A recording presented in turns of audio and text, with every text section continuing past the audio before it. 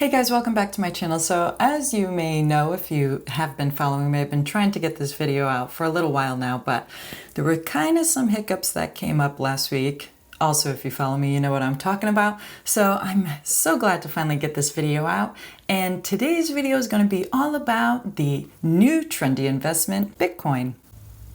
So in this video, I'm just going to be covering what Bitcoin actually is, some of the pros and cons, and how you can buy some if you're interested. It can sound a little bit confusing and complicated in the beginning, especially if you're not familiar with cryptocurrency. It's different than your regulated type of currency that we're all used to using in our daily lives. So I'll try to explain everything as best as I can. Let's get to it. So right now, Bitcoin is definitely having this crazy trend right now, and its value is going up because it's becoming definitely more popular and widely used in the world. Bitcoin came into the world back in January of 2009 by a Satoshi Nakamoto. And he or she, because no one really knows if that's truly the creator's name, has remained anonymous all these years. But Bitcoin has recently been gaining traction. It actually started spiking up during the pandemic. It was hovering around 4,000, and now as of today, a single Bitcoin will cost you $35,000. And more merchants all over the world have started accepting Bitcoin as payment, meaning that Bitcoins do in fact have real world value. And just because you've been paid in Bitcoin, don't think you're stuck with Bitcoin. You can always exchange it for your common fiat currencies like the US dollar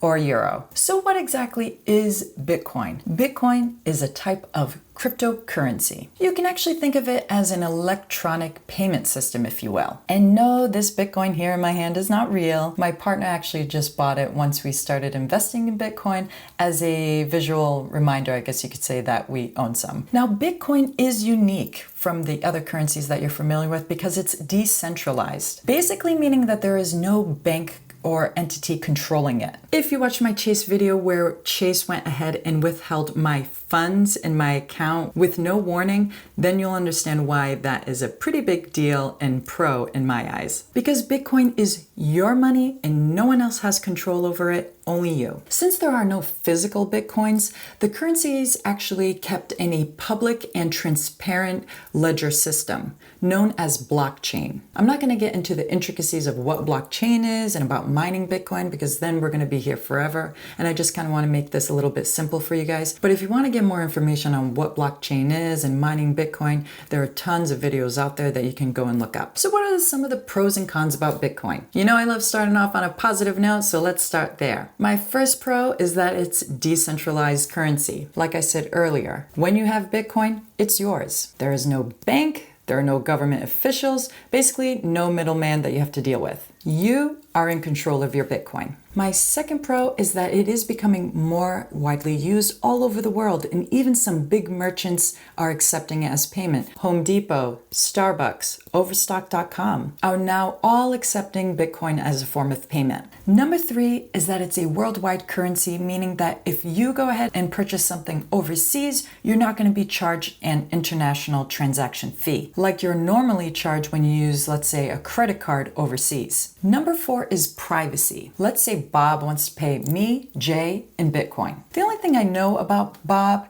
is a long string of numbers, essentially a transaction ID. He doesn't need to provide me anything else to pay me in Bitcoin. Not his name, not his billing address, nada. Unlike when you sign up for a credit card or even making a payment online, you always have to enter in your name, address, and phone number. And number five is that there's a finite amount of Bitcoin that will ever exist. 21 million to be exact. There are only 18.6 million Bitcoins available at this time. So this limit gives it value similar to like a precious metal because there are only so many people that can get their hands on it ever, unlike currencies controlled by the government, which can easily be printed and devalue that currency. Now, what are some of the cons about Bitcoin? One con is that there are no takebacks or refunds in Bitcoin transactions. Once it's sent, it's sent. So since there's no middleman or bank, let's say you order something off of online, you use Bitcoin to pay for it. You receive this item and it's broken.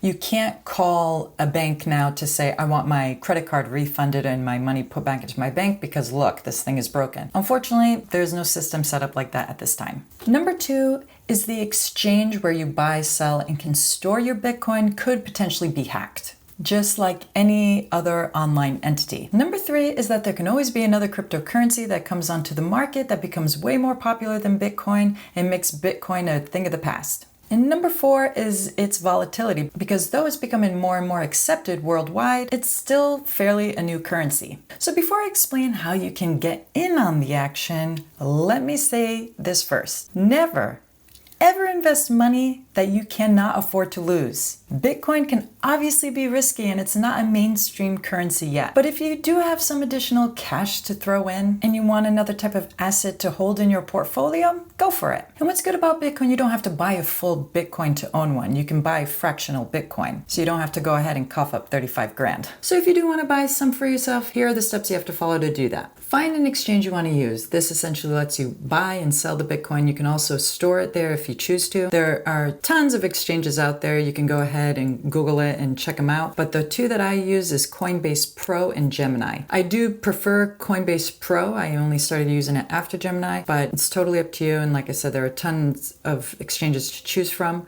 But do not use Robinhood, because Robinhood, you can only buy and sell. You can actually never withdraw from that account. So you never actually essentially own your Bitcoin, if you really think about it, even if you're all about Robinhood. Just skip them when it comes to buying Bitcoin. And once you finally have your exchange, make sure you always sign up for a 2-step authentication, whether it's sending a code to your phone every single time you sign on, or downloading an authentication app like Google Authenticator, which is essentially the same thing. You just have to open the app and it provides you a newly generated code every single time that you're going to have to enter in to log onto your account. Another thing I suggest you doing to protect your account is to make sure there is nothing remembered on the account. For instance, some exchanges will say, oh, remember this email. Make sure that's not clicked. Google and iOS sometimes say, remember username, password. Make sure that's not on. And even some exchanges say, remember this login for the next 24 hours. Don't remember. You just don't want any of that stuff stored online, just in case there's a breach on any of those platforms. Now moving forward, now that you've found your exchange, you want to buy Bitcoin, you obviously have to put funds into that account to go ahead and buy that Bitcoin. To do this, you have to link one of your bank accounts to the exchange. Once that's set up, you could go ahead and either make an ACH transfer, or you could do a wire. Here are the pros and cons kind of ACH versus wire. ACH usually does not cost you anything from your bank to go ahead and make that ACH transfer, but a lot of times exchanges will put a limit on how much you can transfer. On the other hand, wires may cost you a fee, but usually there is no limit on how much you can wire into the exchange. But one thing that's super duper important to remember when you send a wire into an exchange, when you send that wire, the beneficiary is actually the exchange. And you'll notice on the wire instructions that the exchange provides you,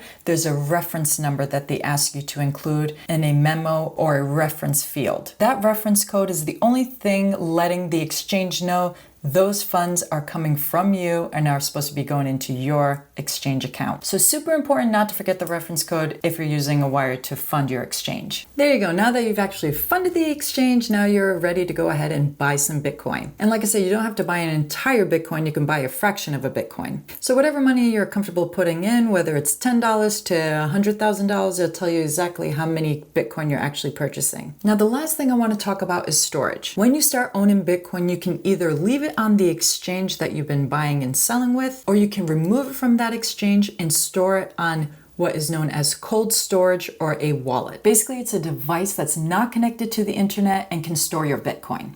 Some people like storing it there because they feel like it gives them that extra added layer of security and protects those Bitcoins from the vulnerabilities of leaving it on the internet. So if you do decide to go with the cold storage wallet, when you receive that wallet, you're going to get a public key and a private key. Both are just basically a long string of numbers and letters. The public key is what you can share with the world. It's like giving out your bank account number. So people can send you Bitcoin if you want to get paid in Bitcoin. Private keys, on the other hand, are like the password to your bank account. This key shows that you're the owner of that Bitcoin and gives you the ability to use that Bitcoin. So it's totally fine to share your public key with anyone and everyone. But if someone gets a hold of your your private key, you're kaput. But that private key is super important. Let's say you lose your wallet, it's gonna be okay as long as you have that private key, because then you can recover those Bitcoins and move it onto a new wallet. It all seems a little bit confusing at first, but I promise you it's very simple and very easy. Like I said, please don't invest in Bitcoin with money you can't afford to lose. Only do so if you want to add a different asset to your portfolio. I've invested in Bitcoin, obviously. I'm happy with it, and I'm excited to see what the future holds for Bitcoin. So that's my video on Bitcoin. Yay! Finally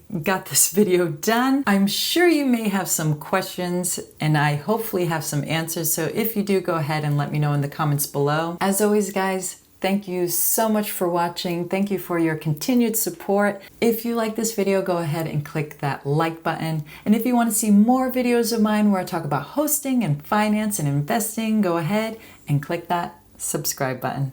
I'll see you next time. Bitcoin, Bitcoin.